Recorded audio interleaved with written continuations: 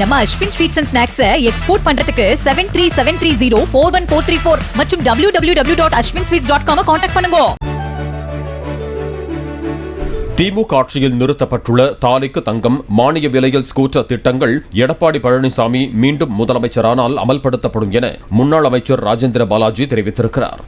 எம்ஜிஆர் பிறந்த நாளையொட்டி விருதுநகர் மாவட்டம் திருத்தங்கலில் அன்னதானம் வழங்கிய அவர் இதனை கூறினார். அதிமுக ஆட்சி அமைந்தவுடன் செய்யக்கூடிய ஒரு சில வாக்குறுதிகளை அறிந்திருக்கிறார். ரேஷன் கார்டு உள்ள அத்தனை தாய்மார்களுக்கும் அவர்கள் வங்கி கணக்கில் மாதம் 2000 ரூபாய் வரவு வைக்கப்படும்.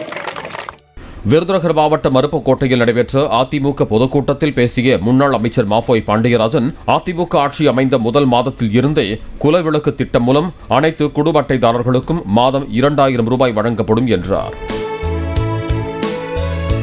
நம்ம Ashwin sweets and snacks export பண்றதுக்கு 7373041434 மற்றும் www.ashwinsweets.com கான்டாக்ட் பண்ணுங்க.